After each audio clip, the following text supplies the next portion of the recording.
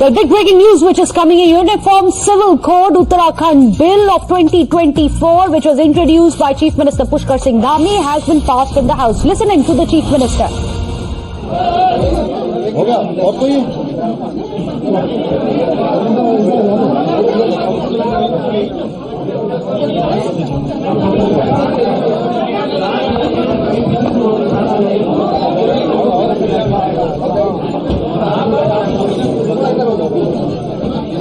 शुरू करें। सबसे पहले तो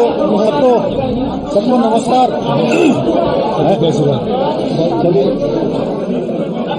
भारत माता की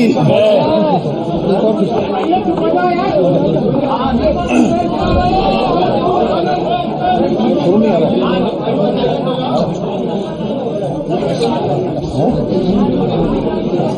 शांत हो जाए,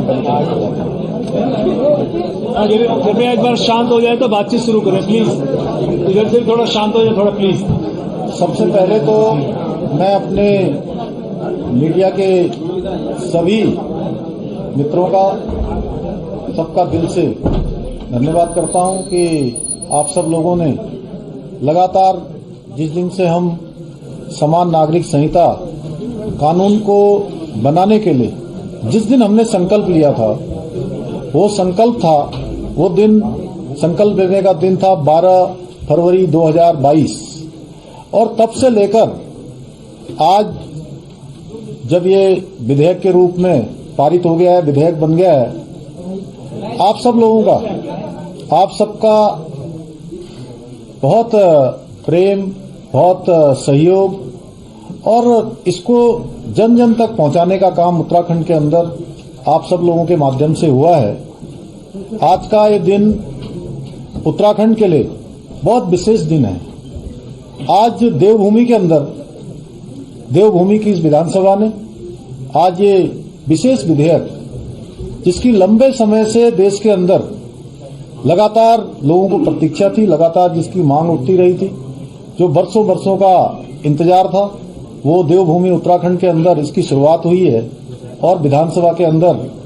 आज इसको पारित किया गया है। इसके लिए मैं उत्तराखंड विधानसभा के सभी सदस्यों का, सभी अपने सहयोगियों का धन्यवाद करता हूं और विशेष रूप से उत्तराखंड की देवतुल्य जनता का धन्यवाद करना चाहता हूं कि उनके कारण से ही, उनके आशीर्वाद से ही, उनके समर्थन से ही और उन्होंने जो हमको सरकार में आने का मौका दिया,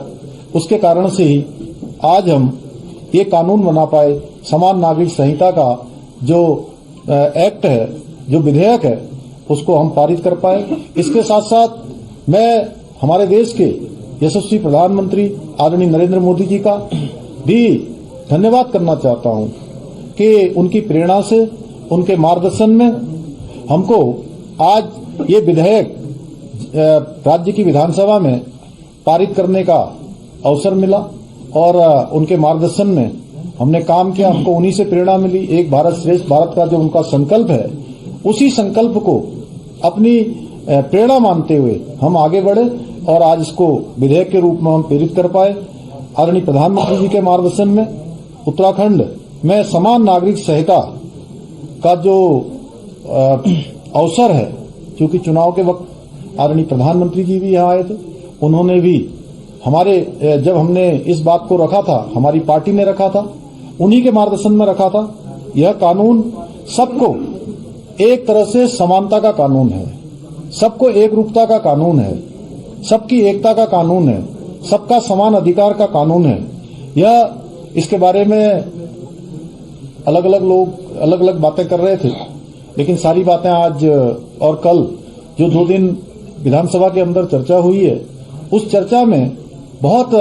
चीजें स्पष्ट हो गई हैं कि ये कानून हम किसी के खिलाफ नहीं लाए हैं, ये कानून किसी के विरुद्ध नहीं है, बल्कि ये उन माताओं, बहनों, बेटियों के लिए जिनके जीवन में कई बार कुरीतियों के कारण से, कई बार असमानताओं के कारण से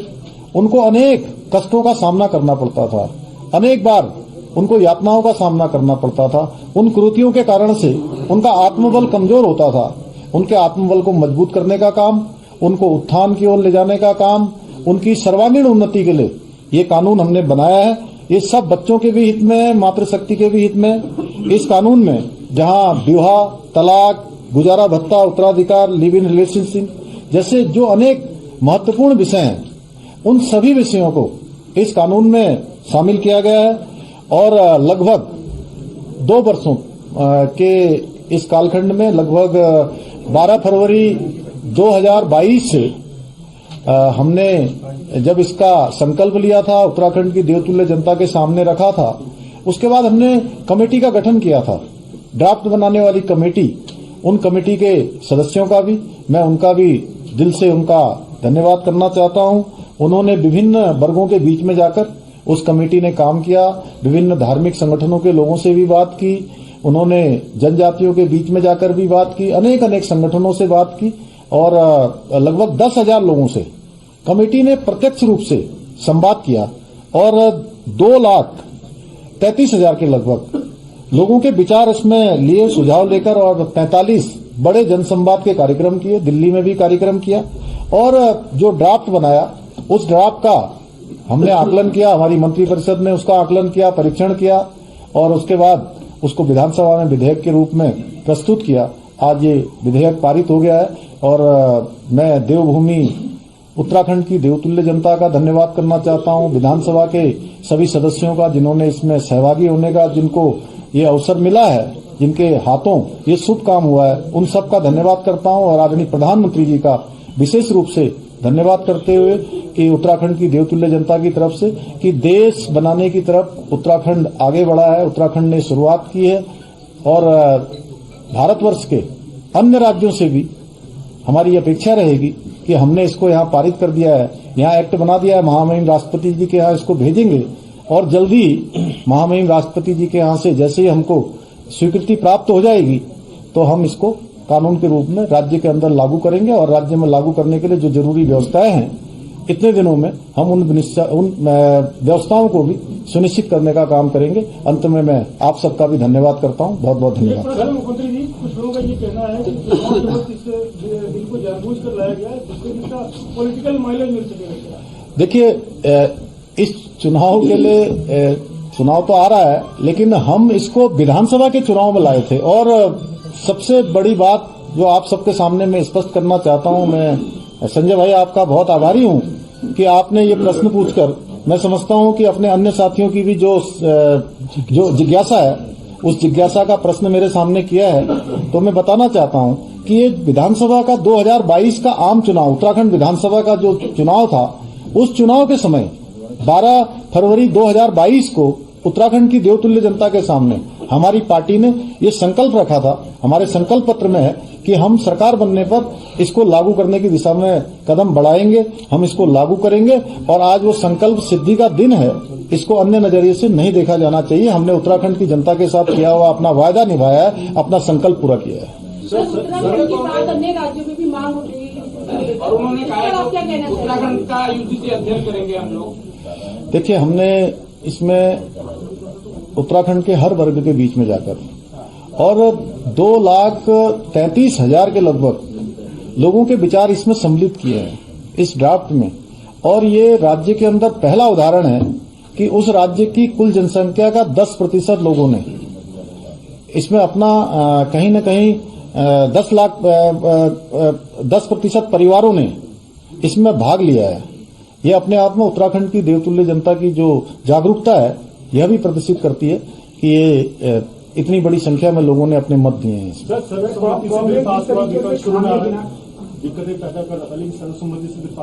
नहीं, बहुत सौहार्दपूर्ण तरीके से उत्तराखंड के अंदर सभी ने इसमें भाग लिया है, सभी ने अपने अपने विचार लिए हैं। हमने एक शुरुआत की है, आगे और भी जो सुझाव आएंगे, जो संशोधन आएंगे, जो राज्य के हित में होंगे, उन सबको आगे बढ़ाएंगे, उन सबको सम्मिलित करेंगे। कांग्रेस इसको कहने की 7% आबादी पे टारगेट तुष्टिकरण पॉलिटिक्स और के बाद आपने कहीं भी तुष्टिकरण नहीं, आप मानते हैं कि 7% ये तुष्टिकरण नहीं है, ये संतुष्टिकरण है। ये महिलाओं का सशक्तिकरण भी है और महिलाओं की मातृशक्ति की सुरक्षा भी है, ये सुनिश्चित करेगा